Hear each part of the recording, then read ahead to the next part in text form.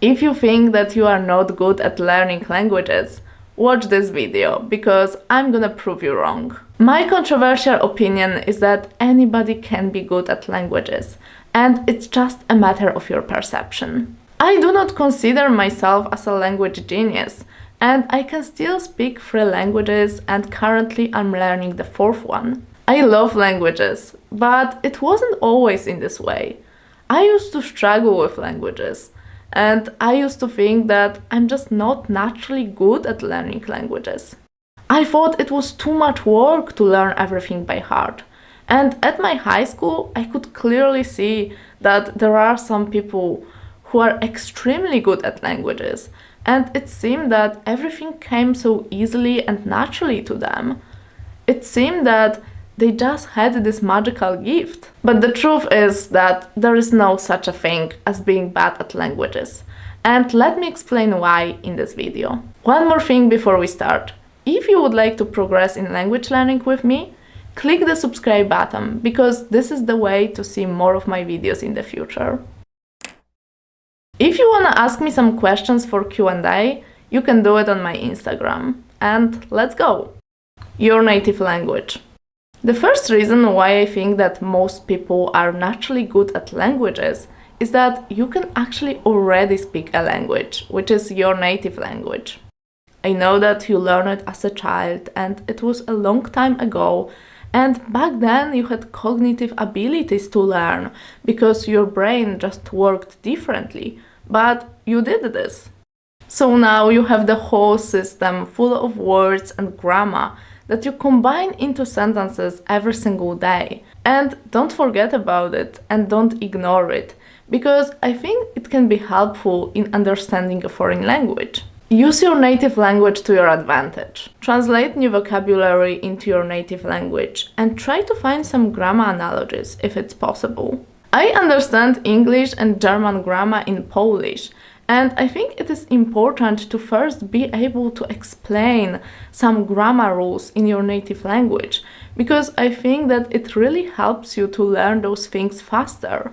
When you actually know what's going on and how it relates to your native language, it's way easier to remember it than when you actually don't have a clue about it. Another way of how your native language can be helpful is that it can be actually a bit similar to your target language. Words can be similar and that makes them easier to remember. And also some grammar structures can be similar and it also makes them easier to understand. So you don't have to be bilingual, you can still use your native language as an advantage. Exposure. I think that you may be just not exposed to your target language enough, and that makes you think that you are just not good at languages. And how much exposure you need is a pretty individual thing. So, for example, one person needs to come across a word 5 times to remember it. Another person needs 10 times, and the third person needs 25 times. People who can memorize words faster are considered to be better at languages. But the truth is that all of those people from the example, so a person who needs 5, 10 and 25 times to remember a word, is in fact good at languages.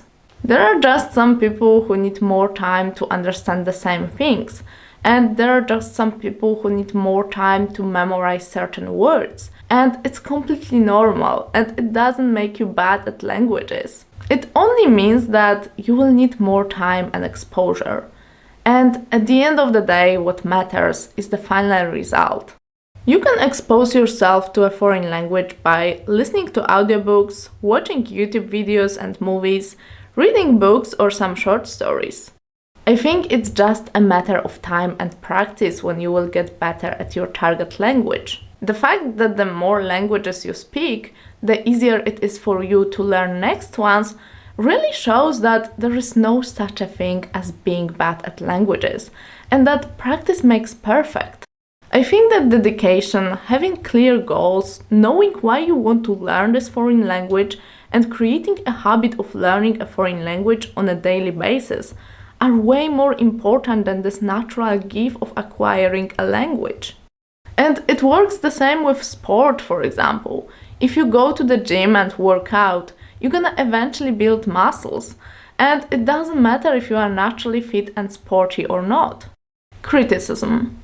When you are not sure of your knowledge and skills and somebody criticizes you, you immediately start doubting yourself. When I first moved abroad, one of my friends was making fun of my English, criticizing the way I spoke, and I even remember hearing, "How are you gonna learn German if you hardly speak English?" At first, this kind of comment really can make you feel uncomfortable, but I think it's important to stay confident and unbothered about the people that clearly want to be rude to you. So, if you are a sensitive person, it's important to remember that some people will criticize you regardless on your knowledge and skills.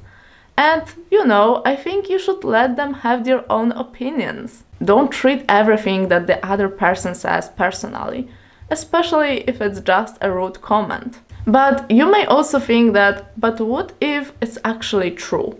What if I'm actually not good at English? What if I'm actually not good at languages in general?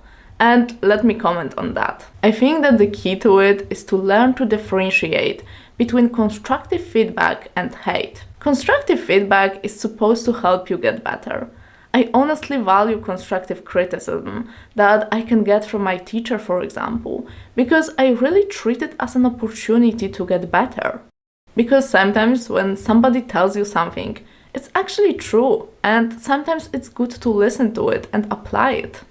I feel like constructive feedback is usually more concrete and has some logical reasons. But the difference between constructive feedback and hate is that hate is supposed to hurt you, is supposed to make you feel down. I think that you should be always focused more on what is true than on what people say, because sometimes those are two completely different things.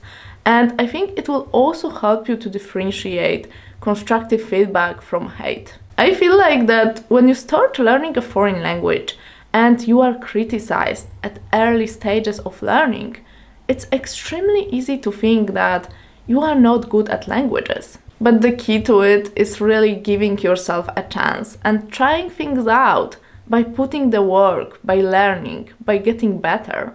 Because when you actually work on yourself, hate can't do much to you, and constructive feedback can only help you progress.